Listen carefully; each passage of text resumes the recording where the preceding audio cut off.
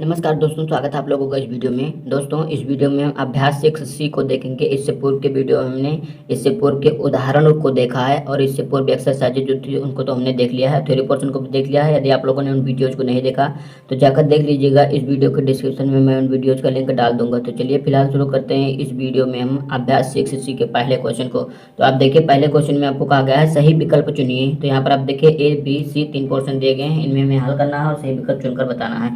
तो देखिए, किसी संख्या x की, तो यहाँ पर आपको दिया गया है किसी संख्या x के x और 7 का गुणनफल, x और 7 का गुणा करिए तो आपको 28 मिलता है। तो संख्या बताना है। तो क्या हो जाएगा, ये हो जाएगा 7x बराबर 28 हो जाएगा। तो x बराबर हो जाएगा 28 और गुणा में उधर जाएगा, भाग में हो जाएगा। तो 7 से इसमें गुणा करेंगे तो आपको 4 मिल जाएगा। तो ऑप्शन नंबर 3 आपका सही हो जाएगा। देखेंगे बी वाले पोर्शन में, किसी संख्या में 5 से, यानी किसी संख्या x में 5 से भाग देने पर 7 आता है। ठीक है, तो x बराबर हो जाएगा 7 और इधर भाग में उधर जाएगा, गुणा में हो जाएगा 5। तो x बराबर आपको मिल जाएगा 35 मतलब 35। तो देखिए आपको तीसरा पोर्शन ये भी सही हो जाएगा। इसी प्रकार सी वाले में देखेंगे, यदि एक विषम संख्या 2x + 1, इसको लिख लेते हैं 2x + 1, तो दूसरी क्रमागत विषम संख्या होगी। तो हमने आपको विषम संख्या वाली सूची बताई थी, क्या होता है, क्या ये होता है 2x + 1, ये होगा 2x - 1, इधर होगा ऋणात्मक में, लेकिन आपको प्लस में दिया गया तो आपको प्लस में जो प्लस में दिया गया हो तो प्लस में करिए, माइनस में दिया गया हो तो माइनस में। आपको विषम पूछा गया है तो विषम क्या हो जाएगा, 2x और +3 इधर हो जाएगा। इसी प्रकार 2x - 3 इधर हो जाएगा, इधर भी डॉट डॉट होगा, इधर भी डॉट डॉट होगा। ठीक है, तो 2x + 3 आपको शायद यहाँ पर विकल्प में कोई दिया गया है, वही नहीं दिया गया, तो ये हो जाएगा दूसरा ऑप्शन सही। इसी प्रकार देखेंगे आप तीसरे क्वेश्चन में आपको कहा गया है कुछ गणितीय कथनों को रेखीय समीकरण के रूप में अभिव्यक्त किया गया है, समीकरणों को छांटिए। तो यहाँ पर हमें समीकरणों को छांटना है जो रेखीय समीकरण हो। ठीक है, तो पहला आपको दिया गया है किसी धनात्मक संख्या के 2/3, तो आपको कहा गया किसी धनात्मक संख्या, वह मान लिया x है, उसके 2/3 2/3 और 1/3, यानी उसी संख्या के 1/3 का अंतर जो है, घटाना अंतर जो है वो 7 आता है। ठीक है, तो वह 7 आता है। तो देखिए आपको कहा गया है समीकरण है अथवा नहीं है। तो यहाँ पर आप देखिए 2x, यहाँ पर देखिए ये 2x इधर दिया गया, यानी माइनस में दिया गया है, आपको उल्टा कर दिया गया, मतलब ये से आगे होना चाहिए था, इसे पीछे। तो इस प्रकार यह रेखीय समीकरण नहीं है। तो यहाँ पर आप करेंगे या तो असत्य लिख दीजिए या तो नहीं है लिख दीजिए। तो यहाँ पर मैं लिख देता हूँ नहीं है। आप लोग किताब पर ना लिखिएगा, कॉपी पर लिखिएगा। ठीक है, दूसरे में देखेंगे किन्हीं दो क्रमागत संख्याओं का योगफल जो है 27 है। तो क्रमागत संख्याएं कोई भी हो सकती हैं। तो मान लेते हैं यहाँ पर हम कि x हो गया पहला, दूसरा हो जाएगा x + 1, इनका योग जो है 27 है। तो इनका योग 27 है। तो यहाँ पर आप देख सकते हैं, इसको आप ज्ञात कर सकते हैं और यह एक रेखीय समीकरण भी है। ठीक है, तो इसी प्रकार आप देखिए यहाँ पर आपको बनाकर बताया गया 27 है। तो इस प्रकार यह क्या है, यह रेखीय समीकरण है। तो यहाँ पर लिखेंगे कि है। तीसरे में देखेंगे किसी संख्या के दूने में, किसी संख्या के यानी मान लेते हैं वह संख्या x है, उसके दूने में यानी दूना कीजिए, दूने में 8 जोड़ने पर 8 जोड़िए, तो 8 जोड़ने पर कितना आएगा 50 योगफल। तो 50 आ रहा है। तो देखिए यही समीकरण लिखा हो तो सही होगा। तो यहाँ पर आप देखिए 2x दिया गया है, यहाँ पर आप चर कोई भी ले सकते हैं। तो यहाँ पर 2x दिया गया है, यहाँ पर हमने 2x लिखा है, यहाँ पर 2y दिया गया है और +8 = 50। तो इस प्रकार यह भी है। ठीक है, तो यहाँ पर भी लिखेंगे कि यह भी है। अब देखेंगे आप डी वाले पोर्शन में, इसी प्रकार तो डी वाले पोर्शन में आपको कहा गया है किसी संख्या की 2/3, तो कोई भी संख्या आपको कहा गया है तो वह संख्या यह हो गया उसकी 2/3। किसी भी संख्या के 2/3 में 17 जोड़ने पर, इसमें 17 जोड़ेंगे आप लोग तो योगफल 19 प्राप्त होता है, यानी ये योगफल 19 के बराबर आता है। तो यहाँ पर आप देखिए क्या यही दिया गया है समीकरण आपको 2x/3 + 17, 2x/3 + 17 = 19। तो हाँ यह दिया गया है। तो यह भी क्या है, रेखीय समीकरण है। अब देखेंगे आप तीसरे क्वेश्चन में आपको कहा गया एक संख्या का 1/2, तो हमें पहले संख्या बताई नहीं गई, तो संख्या जब बताई नहीं गई तो उसको हम x ही मानेंगे। तो हमें संख्या जब नहीं दी गई है यानी तो हम कोई भी चर संख्या मान सकते हैं, कोई भी चर संख्या मान सकते हैं। तो यहाँ पर मान लेते हैं x है, उसका 1/2 आपको कहा गया है उसी संख्या की, यानी जो आपको यह संख्या दी गई है उसी संख्या के 1/4 से 15 अधिक है, 1/4 से 15 अधिक है। तो यहाँ पर जोड़ेंगे तो इसी का तो मान प्राप्त होगा। तो यहाँ पर मिल जाएगा तो x/2 हो जाएगा, क्योंकि x का गुणा तो 1 में होगा तो 1 ही आएगा, x ही आएगा। ये बराबर हो जाएगा, इसका गुणा इसमें हो जाएगा तो कितना हो जाएगा x/4 और प्लस का हो जाएगा 15। ठीक है, तो x/2 हो जाएगा और बराबर हो जाएगा x प्लस इसका गुणा इसमें होगा तो 15 चौकू 60 हो जाएगा और इसके बटे में कितना आ जाएगा 4 आ जाएगा। अब तिरछा गुणा इसका इसमें, इसका गुणा कर दीजिए इसमें, तो हो जाएगा 4x बराबर हो जाएगा, इसका गुणा इसमें होगा 2x हो जाएगा और प्लस का 60 दूनी 120 हो जाएगा। ठीक है, तो 120 हो गया। तो 4x और माइनस का 2x हो जाएगा, इधर आएगा तो 2x हो गया और बराबर हो जाएगा 120 के। तो 4x से 2x जाएगा तो 2x आपको मिल जाएगा 120 हो जाएगा। तो x बराबर आपको 120 हो जाएगा और बटे इधर गुणा में इधर जाएगा, भाग में हो जाएगा 2, 120 में 2 से भाग देंगे, आपको 60 मिल जाएगा। तो x बराबर आपको मिल गया 60। ठीक है, तो आपको कहा क्या गया था, वह संख्या बताइए, तो वह संख्या होगी 7। ठीक है, आप चाहिए तो उत्तर की जाँच भी कर लीजिए। ठीक है, तो उत्तर की जाँच करने के लिए हमने आपको बताया था जो x का मान है इसमें रख लीजिए, और इसमें रखेंगे तो दोनों पक्ष यदि बराबर आ रहे हैं तो आपका उत्तर सही है अथवा गलत होगा। अब चलिए चलते हैं चौथे क्वेश्चन पर। अब देखेंगे चौथे क्वेश्चन में कहा गया है एक संख्या 7 से 4 बड़ी है, वह संख्या बताइए। तो मान लीजिए एक संख्या कहा गया तो संख्या में बताई नहीं गई, वह संख्या क्या कहा गया, वह संख्या 7 से 4 बड़ी है, तो कितना हो जाएगा, x बराबर हो जाएगा 7 4 11, तो वह संख्या जो है वह 11 होगी। चौथा क्वेश्चन हो गया। अब चलिए पांचवें क्वेश्चन पर। पांचवें क्वेश्चन में आपको कहा गया है एक कक्षा में 45 विद्यार्थी हैं, छात्रों की संख्या छात्राओं की संख्या से 2/3 है, तो छात्राओं की संख्या बताइए। छात्रों की संख्या की 2/3 है, लेकिन हमें छात्राओं की संख्या यहाँ पर पूछा है। इस क्वेश्चन को करने के लिए सबसे पहले मानेंगे कि छात्रों की संख्या जो है, माना छात्रों की संख्या कितनी है, छात्र की संख्या मैं यहाँ पर मान लेता हूँ कि x है। ठीक है, तो छात्र की संख्या x माना, और छात्राओं की संख्या जो है यहाँ पर मैं छात्राओं की संख्या मानता हूँ, छात्राओं की संख्या को मैं y मान लेता हूँ। ठीक है, तो मैंने छात्राओं की संख्या y माना, ये हो जाएगा छात्रा, इस प्रकार लिखा जाता है, यहाँ पर आपको लिखकर बताया गया। तो ये छात्राओं की संख्या हो गई, छात्रों की संख्या हो गई। ठीक है, अब आपको कहा गया है कि दोनों का योग जो है 45 है, यानी सब बच्चे जो हैं यानी x और प्लस y, छात्र और छात्रा बराबर 45 है, तो ये एक समीकरण आपको मिल गया। तो एक समीकरण होगा।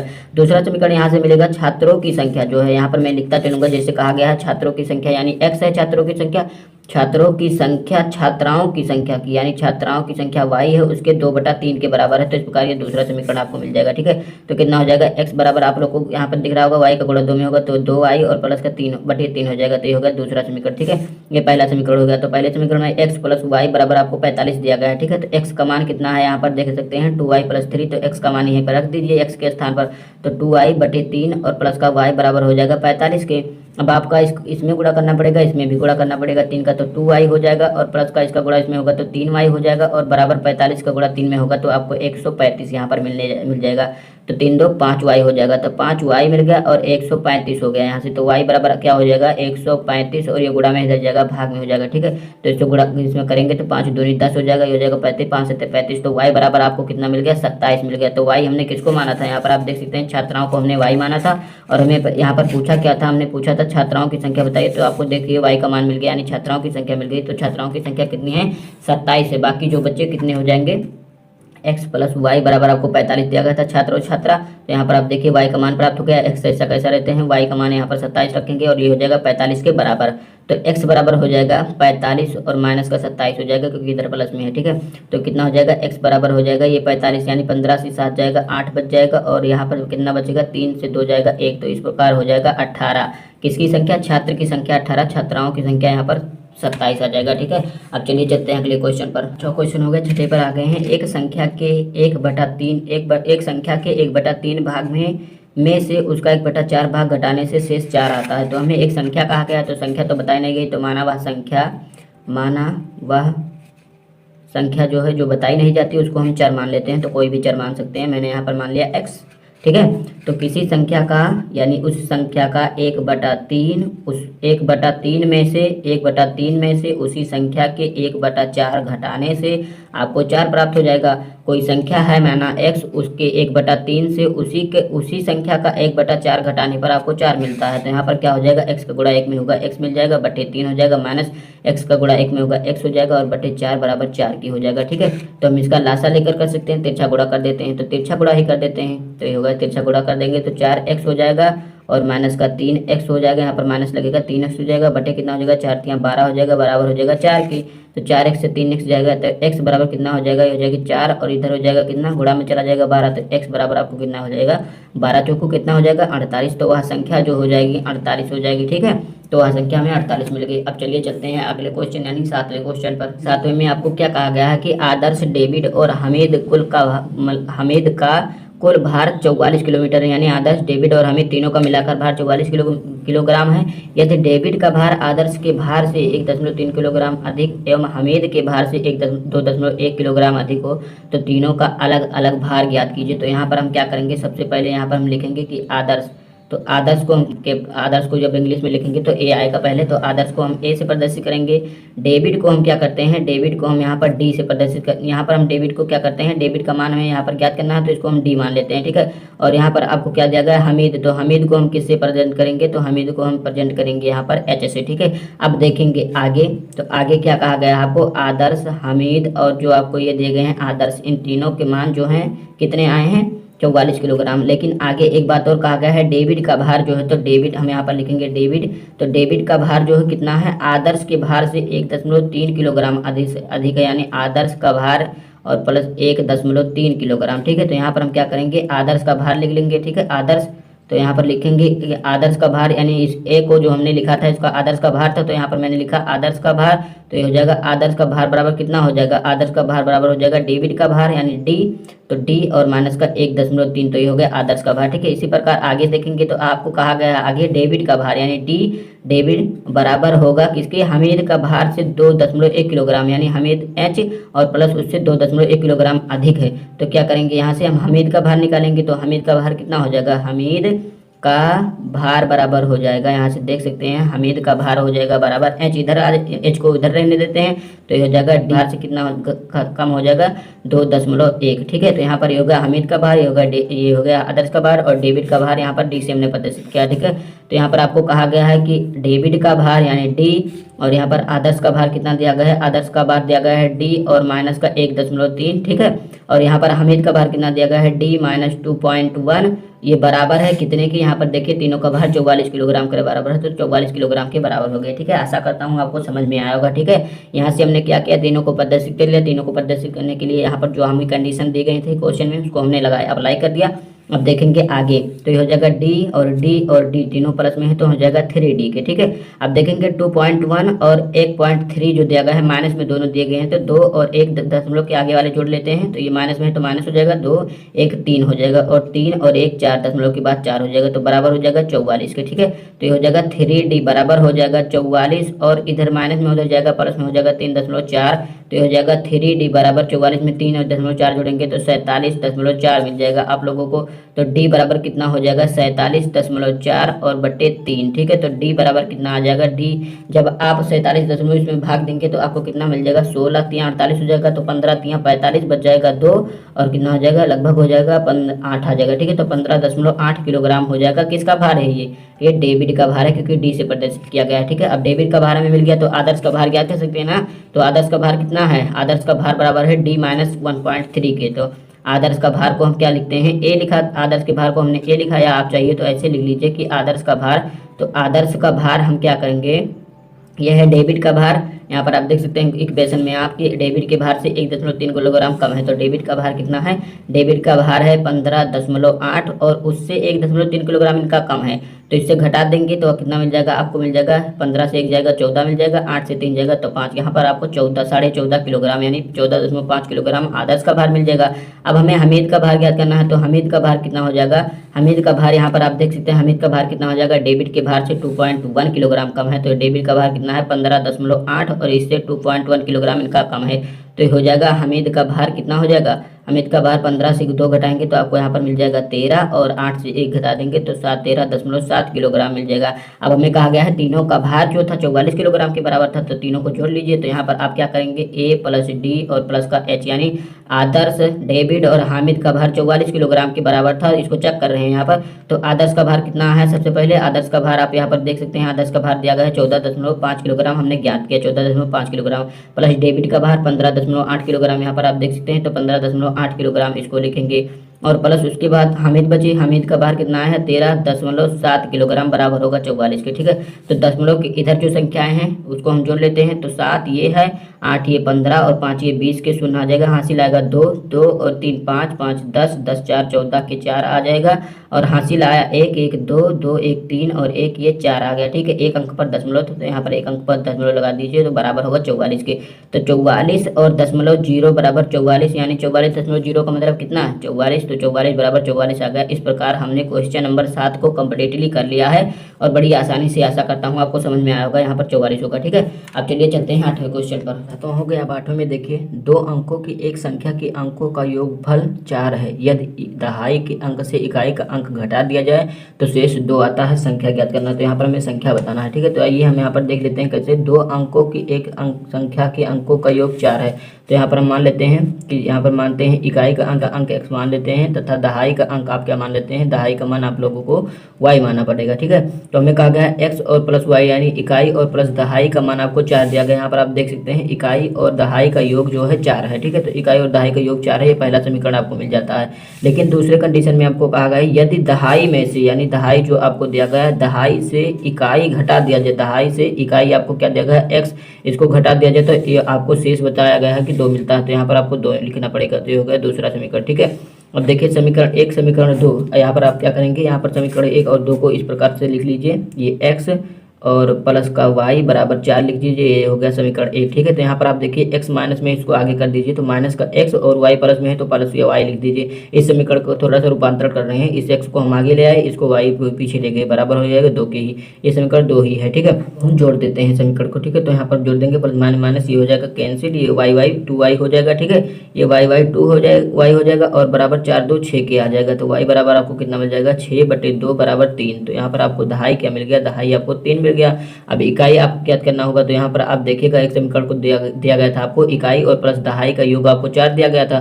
तो यहाँ पर दहाई 3 मिल गया है, यानी x और प्लस y का मान 3 और बराबर 4। तो यहाँ पर आप देखिए x बराबर हो जाएगा 4, ये इधर प्लस में उधर जाएगा माइनस में हो जाएगा, तो x बराबर आपको मिल जाएगा 1। तो यहाँ पर आप देखेंगे कि इकाई दहाई का मान आप देख सकते हैं, दोनों को जोड़ेंगे तो 4 आ जाएगा। x और प्लस का y बराबर 4 दिया गया था, तो x का मान यहाँ पर 1 मिला है, y का मान 3 मिला है, बराबर 4, तो 4 बराबर 4 हो जाएगा। ठीक है, तो यहाँ पर आपको क्या कहा गया था, इकाई और दहाई का अंक अलग अलग ज्ञात कीजिए। तो दहाई का अंक आपको यहाँ पर y बराबर 3 मिल गया है, यहाँ पर हमने दहाई का अंक माना था 3 मिला है, और इकाई का अंक आपको x मिल गया है, x का मान आपको 1 मिल गया है। ठीक है, तो वह संख्या कितनी होगी, वह संख्या आप देखेंगे तो कितना हो जाएगा, दहाई का अंक आपको दिया गया है 3 और इकाई का 1 दिया गया है, तो इस प्रकार वह संख्या 31 हो जाएगी। ठीक है, नवे क्वेश्चन पर चलते हैं। तो आप देखेंगे 9वें क्वेश्चन में आपको कहा गया है 2 क्रमागत संख्याओं का योगफल जो है 21 है, उन संख्याओं को बताइए। तो आपको क्रमागत संख्याएं बताया गया है, ना तो विषम कहा गया है ना सम कहा गया है। तो क्रमागत संख्याएं हम ले लेते हैं, x ले लेते हैं और x+1 ले लेते हैं। ठीक है, आप कोई भी क्रमागत संख्या ले सकते हैं, जैसे आप इस प्रकार से क्रमागत संख्या ले सकते हैं 2x और इंटू 2x+1 ले सकते हैं। ठीक है, तो इसी प्रकार से भी आप कर सकते हैं, इस प्रकार से भी कर सकते हैं। ठीक है, तो मैं इसको बताता हूँ आप लोगों को। इसका मान आपको 21 बताया गया है, तो 2x हो जाएगा, x 2x और प्लस का 1 बराबर 21 के आ जाएगा। तो 2x बराबर हो जाएगा 21 और इधर प्लस में उधर जाएगा माइनस में हो जाएगा। 2x बराबर आपको यहाँ से देखिए 21 से 1 जाएगा तो 20 मिल जाएगा। तो यहाँ से x बराबर हो जाएगा 20 और बटे में 2 आ जाएगा आप लोगों का, ये गुणा में उधर जाएगा भाग में, x बराबर आपको वह संख्या मिल जाती है 10। अब आप चाहिए जिस प्रकार से हमने यहाँ पर आपको बताया 2x+2x+1 मान सकते हैं, तो इसको भी मैं आपको बता देता हूँ। 2x और प्लस 2x+1 यानी क्रमागत संख्या होगी, इनका योग आपको बताया गया 21 के बराबर।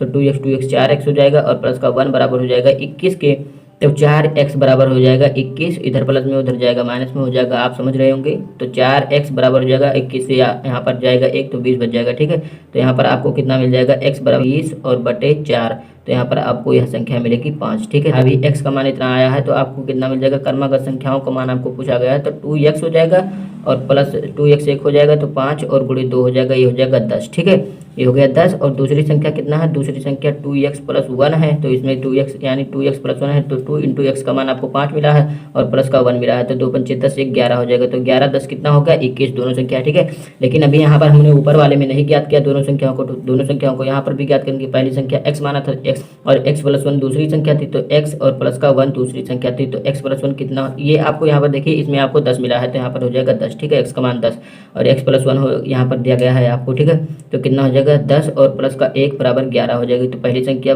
10 हो गई, दूसरी संख्या 11, 10 11 21 होता है, और यहाँ पर भी देखेंगे 11 यहाँ पर आपको आया है, यहाँ पर 10 यहाँ पर 11 21, तो दोनों में आप ये देखा कि दोनों का योग 21 आता है, हमारा उत्तर सही है। अब चलिए चलते हैं अगले पर। तो 10वें में देखेंगे आप, तो 10वें में आपको कहा गया है 2 क्रमागत सम यहाँ पर कह दिया गया है, सम संख्याओं का योगफल। 2 क्रमागत सम यानी 2x और प्लस 2x+2। ठीक है, इसे आप माइनस में भी ले सकते हैं। ठीक है, संख्याओं का योग जो है 30 है, तो योग 30 है, उन संख्याओं को हमें बताना है। 2x 4x प्लस 1 बराबर हो जाएगा 30 के बराबर, तो ये हो जाएगा 4x बराबर हो जाएगा 30 से इधर प्लस में उधर जाएगा माइनस में हो जाएगा। ठीक है, तो कितना हो जाएगा, x बराबर आपका कितना आ जाएगा, 30 से 1 घट जाएगा तो 29 आ जाएगा, और ये क्या हो जाएगा तो बटे में 4 आ जाएगा। ठीक है दोस्तों, यहाँ पर थोड़ी सी गलती की हमने, यहाँ पर हमें क्रमांक सम संख्याएं कहा था, तो यहाँ पर हमने विषम ले लिया, तो ये हो जाएगा सम, यहाँ पर 2 आएगा। ठीक है, तो ये थोड़ा सा चेंज कर लीजिएगा आप लोग। तो यहाँ पर 2 घटाएंगे तो आपको ये बन जाएगा 28 के करीब। ठीक है, 28 में 4 से भाग देंगे तो 7, तो x बराबर आपका आ गया 7। आप चाहिए तो उत्तर की जाँच कर लीजिए, दो संख्याओं का योगफल 7 होना चाहिए। तो 2x 1 है, तो 2 इंटू 7 बराबर कितना हो जाएगा 14, और दूसरा कितना है 2 इंटू 7 और प्लस का 2 दिया गया है, तो 2 7 दूनी 14 और 2 16 हो जाएगा, तो 6 4 10 और 1 2 3, ये 30 आ गया। ठीक है, तो इस प्रकार आपका उत्तर सही होगा। 10वां क्वेश्चन हो गया। चलिए 11वें पर चलते हैं। 11वें क्वेश्चन में कहा गया है दो क्रमागत विषम संख्याओं का योग 40 संख्याओं को बताइए। तो यहाँ पर आपको विषम कहा गया है,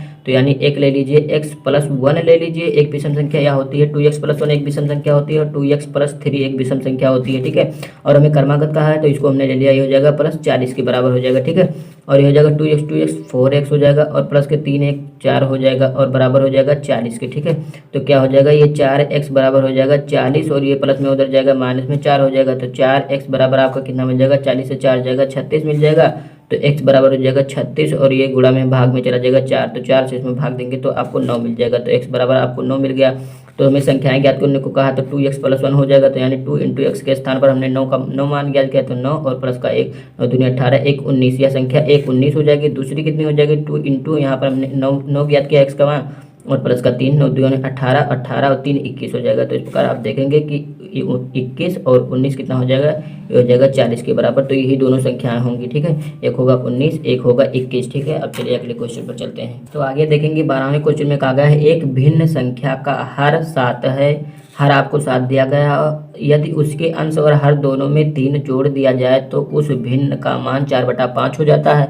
वह भिन्न बताइए। एक भिन्न का हर जो है 7 आपको दिया गया है, हर यानी नीचे वाला भाग आपको 7 दे दिया गया है। अंश के विषय में कुछ कहा ही नहीं गया, तो इसको हमने x मान लिया। ठीक है, अब आगे कहा गया है यदि उसके अंश और हर में दोनों में 3 जोड़ दिया जाए, तो अंश में हमने 3 जोड़ा, हर में हमने 3 जोड़ा। ठीक है, तो उस संख्या का मान बताया गया है, भिन्न का मान आपको बताया गया है 4/5 के बराबर हो जाता है। अब इसे हम हल करेंगे, तिरछा गुणा कर दीजिए, इसका इसमें कर दीजिए, इसका इसमें, तो 5 का गुणा इसमें करिए आप पहले, तो 5 x हो जाएगा, और प्लस 5 3 15 हो जाएगा, ये बराबर हो जाएगा 7 का गुणा 4 में करेंगे 28 आ जाएगा, और 3 का गुणा इसमें करेंगे तो आपको कितना मिल जाएगा 4 3 12 मिल जाएगा। ठीक है, तो क्या हो जाएगा, ये 5x बराबर हो जाएगा 28 12 आप जोड़ेंगे तो 40 हो जाएगा, और प्लस का ये 15 इधर प्लस में उधर जाएगा माइनस में हो जाएगा 15। ठीक है, तो 5x बराबर आपको 25 से 15 घटाएंगे, मतलब 40 से 15 घटाएंगे तो आपको 25 मिल जाएगा। ठीक है, तो कितना हो जाएगा x बराबर 25 और बटे 5 हो जाएगा, तो 25 में 5 से भाग देंगे तो आपको 5 मिल जाएगा x का मान, तो x बराबर 5 आपको मिल गया। ठीक है,